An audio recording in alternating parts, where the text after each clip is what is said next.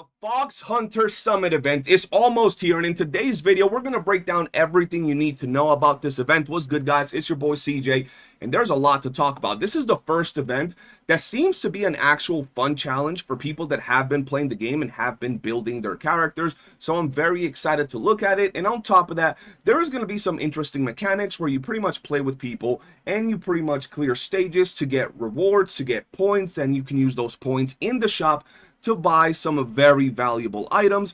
On top of that is going to have kind of like a ranking system per se, which depending on how much damage you do to the enemies, the monsters, you're going to get higher rank, S tier, SSS, all that good stuff.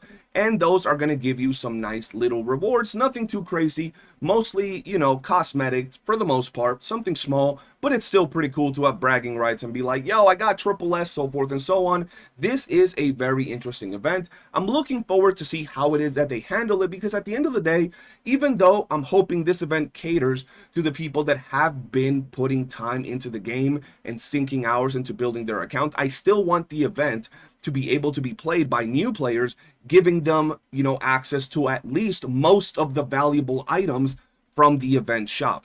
If the event is able to be played by new players and they can get some value out of it, that'd be really good. And then you can let the last few things, like the little profile pictures and things like that, the little banner across your name and things like that, to be more for the sweaty players. That's absolutely fine. As you can see right here, we are going to have ranking depending on how you do in the event. The more damage you do to these enemies, the higher your rank, meaning pretty much just little rewards that are going to be added to your runs. And then here we have the shop, and there's a lot of good things we got to talk about here, because boy oh boy, there are some good things and there are others that people have been having mixed feelings about. So first off, we have this here item, and this item is going to be really damn good. This is going to work as a universal wedge dupe, but I want to clarify how it works, right? If you're familiar with wedges, once you get a gold wedge, you're able to dupe up the wedge per se, right? Get it to +6, +7, +8. And for that, you need more demon wedges. This item right here is going to work as one demon wedge, right? So if you're trying to get a demon wedge from +5 to +6, where you need one demon wedge, you would be able to use this one item. But if you're trying to get a demon wedge from +9 to +10, you would need 3 of this item, because it works as one demon wedge, right? Now, just a little bit of advice: don't use this to get a wedge from +5 to +6 or +7 or +8.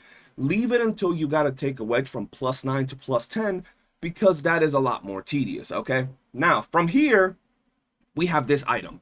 This is a universal weapon smelt item, which is very valuable. Just to put it, you know, to you guys like this: a brand new character drops in theater, you're able to get the weapon, you get 1 or 2 dupes from theater, and then with this item, you're able to get an extra dupe before it even hits the weekly. Very valuable item. Another little tip of advice: only use this item on theater weapons, please. Don't use this on a random weapon from the letter shop. Even if you like it, don't do it.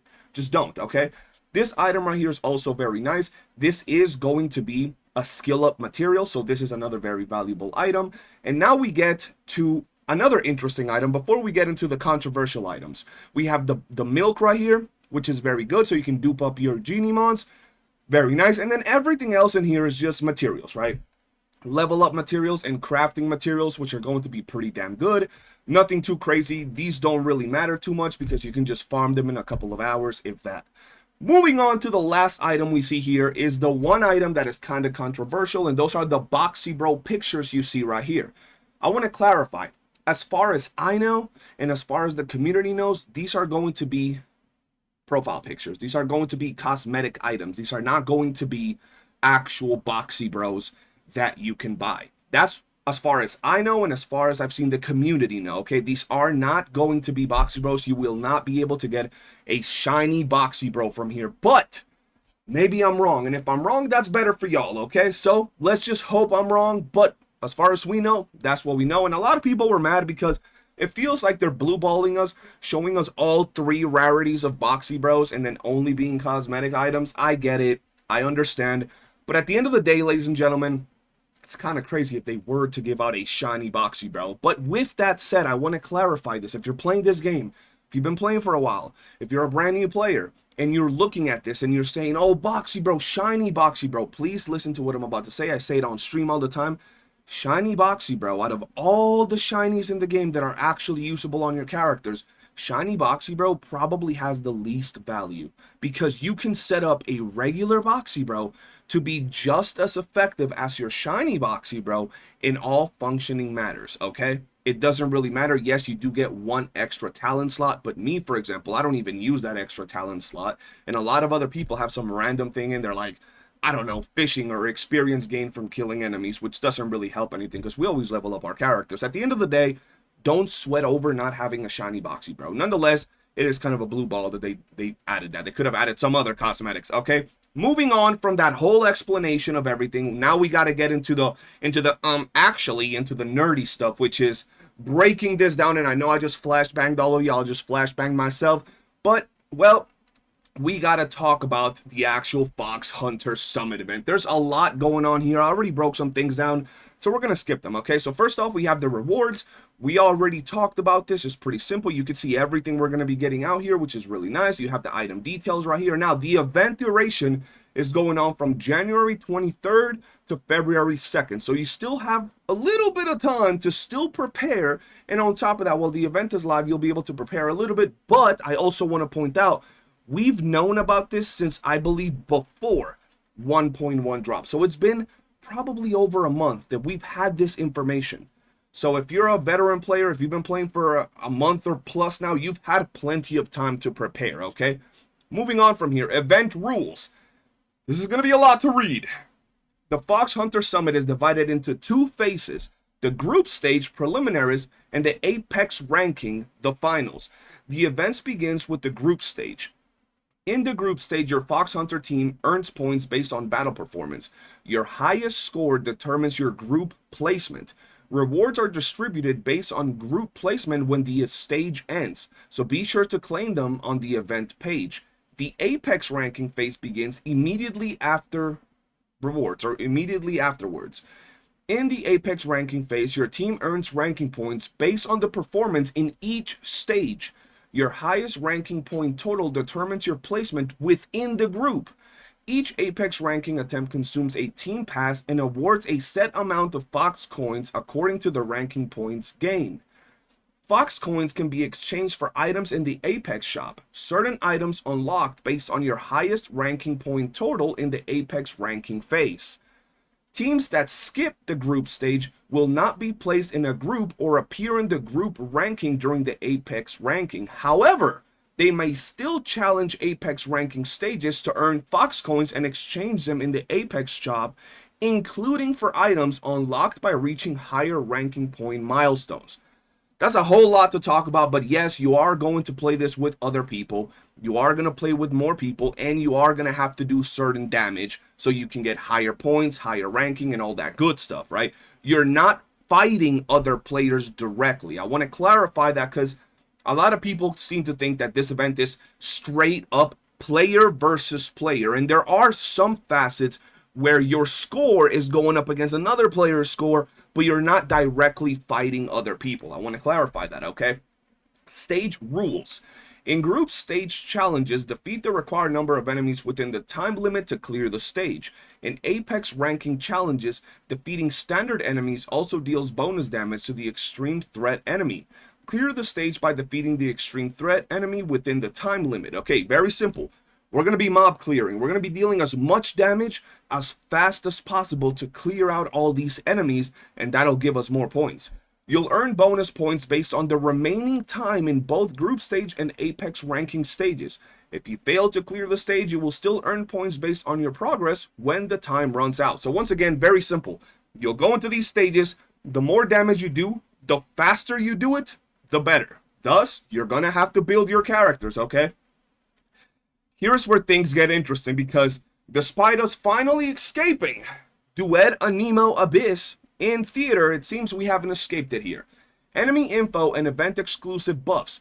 All enemies in this event are electro-aligned. Your team gains the following support effect.